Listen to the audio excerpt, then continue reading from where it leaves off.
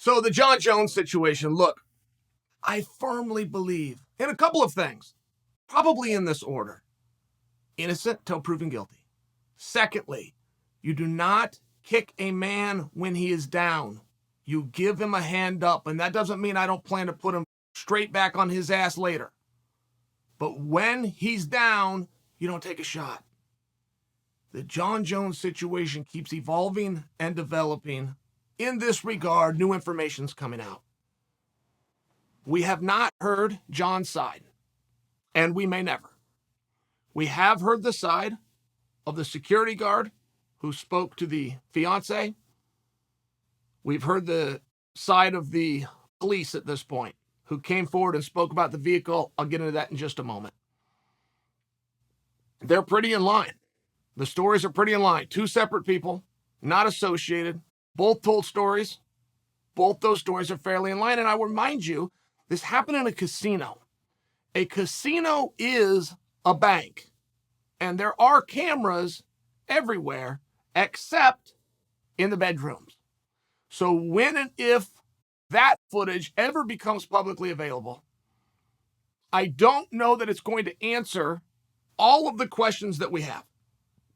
Jon Jones's night, according to these articles, looks something like this. He goes in, he gets his award at the Hall of Fame.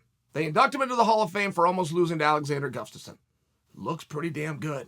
Did by my eyes, right? He's talking about, hey, I'm going to wait. I'm going to put some size on. He's lifting full time. I saw muscles. I thought this was encouraging. I also saw what appeared to be a very happy Jon Jones. Was happy to be back in front of you guys, to be happy to be included and re-immersed in a sport that he seemingly left. Looked like he was in a positive place. Comes back to the hotel room where his fiance and 3 of his many children are, and says, I'm going to take $10,000. I'm going to go to the club. Okay, out the door he goes. I can't get that deal myself. I couldn't get that deal, but nobody's complaining. Really not our place to pass judgment. This is what is said to have happened. Grabs $10,000, goes out the door. That, for me, I had questions on that going, I'm taking 10 grand. How much does he have? How much in cash did he bring? That would have nothing to do with this story. It'd be none of our business. It was just a red flag for me where I should go, hey, I'm going to grab 10 grand and go to the club. All right. Out he goes, comes back around 5 a.m. Whatever happened in the room, the fiance and 1 of the 3 children who were present go downstairs to the security guard. Here's where we get the security guard's take. Security guard said fiance was asking for a new room key. My guess on that is that Jon has now left the room and she's attempting to switch the keys so that he cannot get back in. That's my guess. But the words that were said were simply, may I have a new room key? She has a swollen and bloody lip, and the security guard says, ma'am, are you okay? It's at that point that the fiance breaks down in tears and says, I'm scared to go back to my room. The child who was there said to the security guard, will you call the police? That's heartbreaking. That is absolutely heartbreaking. So that's exactly what happens. And when the police come, they do not meet them in the lobby. The police come to the room. And in the room, the police say to the fiance, was this physical? And she says no. She gives them the whole story. Look, he came, around 1 a.m. He comes, he grabs 10 grand to go to the club. He comes back roughly 5 a.m.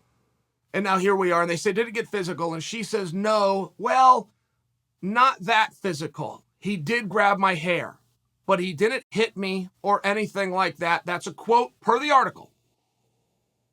The police then notice there is blood on the lip that they also deem to be swollen.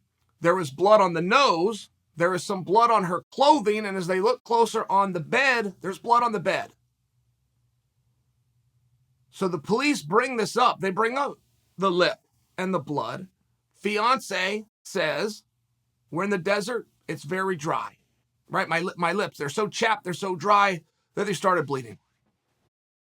All right.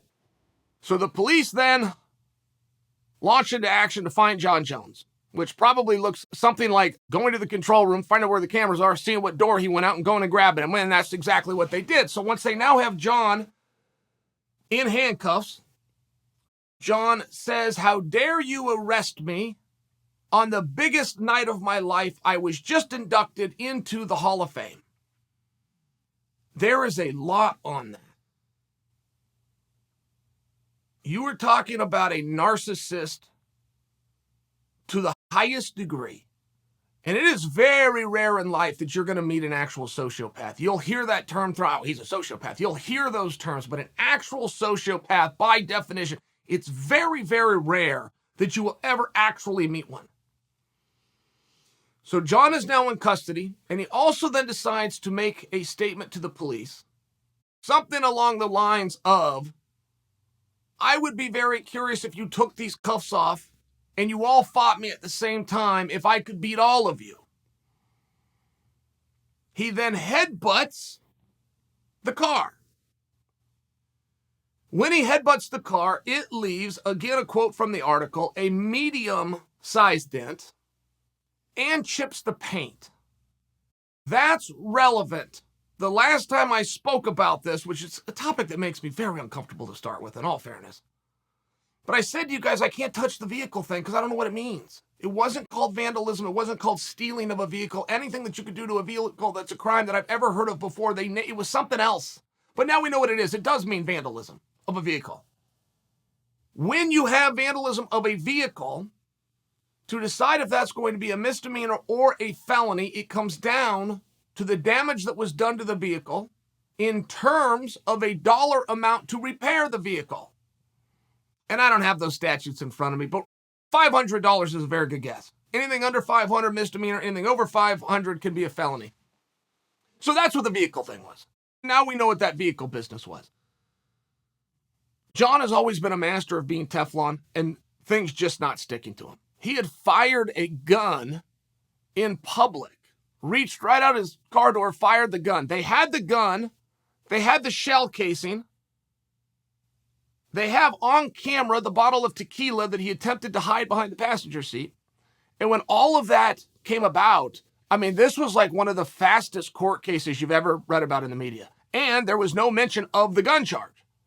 No mention whatsoever. Just went away. When you insult the police, when you damage police property, and when you inform them that you would like to see how you could do against all of them at once, you've now not made friends with the people that the DA will listen to when they decide how strong and hard I'm going to pursue this. In a general circumstance, even as recently as 24 hours ago, and I happen to see things on this that I'm not confident you guys did, just because I was in Vegas and the local news covered it. They weren't great with information, certainly not the details that I just suggested for you now, but it did seem like a situation where misunderstanding, and we're probably not going to hear about it again.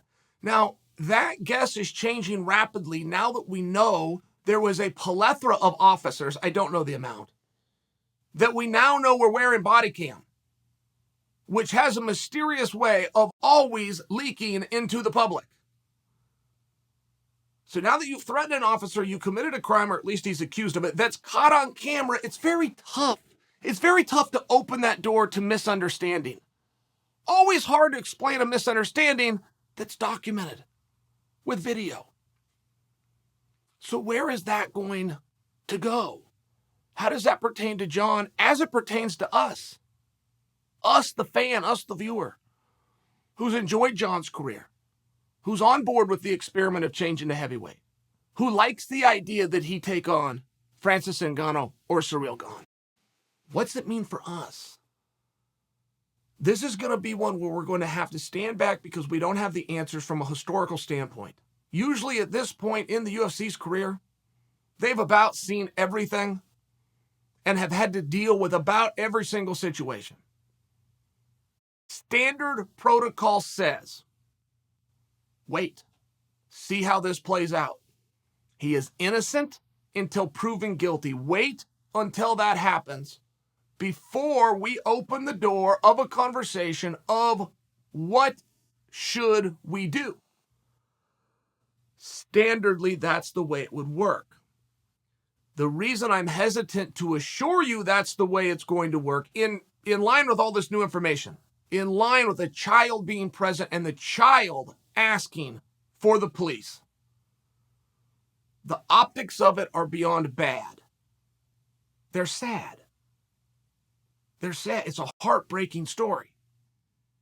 And for the victim to attempt to cover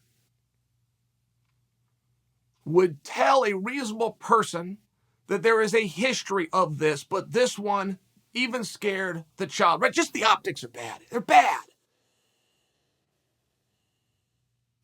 Why I'm not confident in telling you that the system's going to play out, and then we will revisit that, is this is the first time this situation has emerged since the UFC largely answers to the rules of a publicly traded company. There's not a situation, and I'll just throw Nike out there because they're right up the road from where I live in Portland. If Nike had an athlete, it would not matter in the least whether they were innocent or guilty. And you might think that that's wildly unfair. All the same, it would not matter. If you were attached to a domestic disturbance, you were no longer a Nike athlete, and Nike is very clear that that's in the contract. They do not have to follow anything, the rules of the Constitution, due process. If you make us look bad in any fashion, we're out of the business. Now, Nike largely does that because they're a publicly traded company, and just the rules and the sensitivity are very different. And the UFC and Dana White specifically has not been put in this position before since Endeavor went public. Okay. Does that matter? It's part of the story. We all sit back and see BJ Penn had done a number of things that were not wonderful. But the first to admit that was BJ Penn. And BJ, who has a personal relationship with the organization, was able to say, guys, the one good thing I have in my life, which I will admit to you has spiraled in a couple of ways that I'm not proud of. But the one thing that I do have in terms of focus is I have this sport. If you take this from me, I can only imagine the slope that would put me on. Please consider not. Please believe in me just a little bit longer. I'm working hard. I'm fighting. I got some demons over here. I think I can beat them. I know to do it, though. I need this. I need this focus. All right. On a human level, okay. Let's do it. Let's get behind you. Let's get this cleaned up. Let's get this straightened out. Let's keep you focused. Gonna have to move you to the undercard. Gonna have to kind of change the way we promote it, but we got it. In a situation like BJ Penn's, where there was a lot of understanding and multiple chances given for that human element reason, BJ got into a dispute with a willful participant who was male. BJ was released from the organization and has never been mentioned again. Very tough, but this is what happened. BJ was in a physical altercation with another male who wanted the altercation, willful. Do you see the difference with this situation? As the story is currently being told, this was not another male. This was not willful. This was somebody who was asleep in a room with children, who was woken up and now has a bloody lip, a bloody nose, blood on the clothing, swelling in the face, and blood on the blankets. It's tough. This is tough stuff. Many people will push Dana to cut ties with him instantly. You're doing that not to protect the image of the sport or the image of the UFC, or because you morally and ethically think that's the correct thing to do. You're doing that to punish Jon Jones. You will hang your hat on all of those other arguments, but it's not why you're doing it. You want to punish Jon Jones. If Jon were be released, I understand his value would diminish tremendously. His value is only worth whatever the market brings. If the biggest player goes out, your market comes down. All the same, you're back to being active. A bigger punishment in some ways is to keep him doing what he's doing right now. He does not have a sponsor to speak of. He does not have a paycheck of any kind coming in. He does not have an active license. He does not have a contract, something to look forward to. In some ways, if you're one of those negative people that just want to punish Jon, you may want to rethink this whole pressure on Dana to release him. Keeping him right where he is, freezing and or suspending the contract, but keeping him under contract keeps him unemployed. That's a damn big punishment. In all fairness, that's a damn big punishment. So I would really encourage you, lay off Dana. Dana did nothing wrong. When I say Dana, the entire UFC, they did nothing wrong. They did something very nice. They put on a beautiful event. They welcomed him and recognized him. They've done everything right. So please don't turn the gun on them as they're trying to process this. But where does that go for Jon? I have never been in trouble with Clayton Hires. My coach, my trainer, my mentor. Never once have I been in trouble, save one. I yelled at my mom in between rounds in practice. She had the water. She was doing whatever. I was dying of thirst. When I asked for the water, I asked for it in a rude way. Not good. I'll leave it at that. That was not good. Does Jackson Wink step in? Right? If your name is Jackson or your last name is Wink, do you open the doors and allow this guy to come back to practice? How far does that go? And you may even be completely innocent in a situation, but if a situation keeps following you around, there is a precedence where people, you're not welcome here. I'll just use car insurance by example. If you go out and you get hit 3 times, and every single one of those, it was not your fault. And that is absolutely determined. The insurance company is still going to cut you, and they're going to say, look, if this is the kind of person that has these kinds of things following him, we don't care who's at fault. If this is what, in this person's world, consistently, we're out. We're going to have to go work with somebody else. And in most walks of life, when you have optics that are this troubling, look, the only person in this whole situation who has gotten the disaster that has been Jon Jones's behavior right is Malky. Malky not only cut ties with Jon as a client, he publicly cut ties. Malky had no damn reason to tell the world in a press release that he no longer reps Jon Jones. Well, yeah, he did. Yes, he did. Malky wanted that known, that there are repercussions.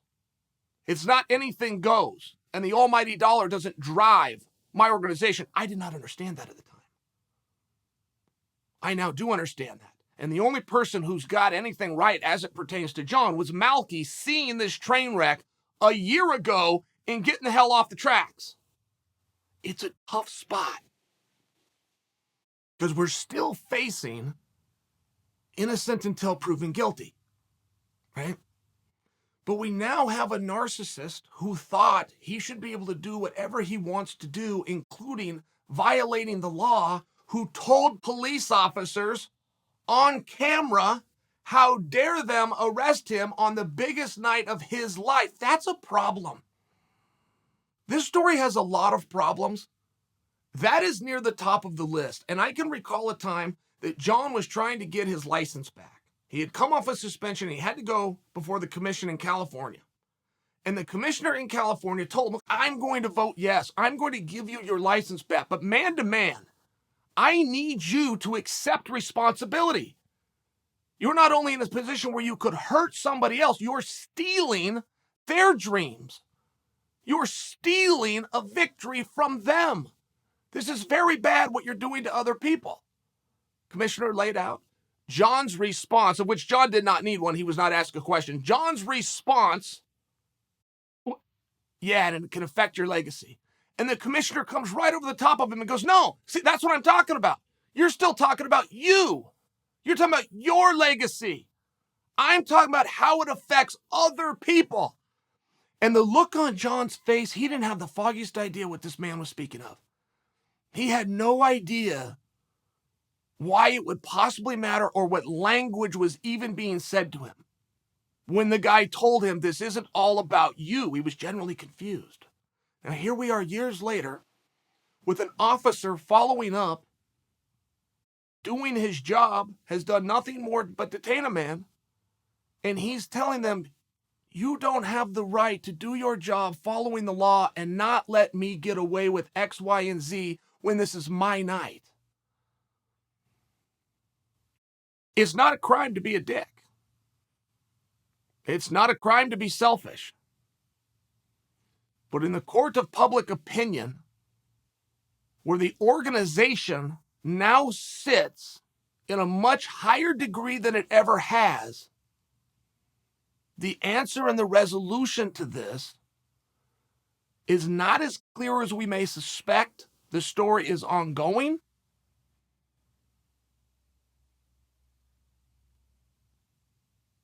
Let's hope it gets resolved quickly.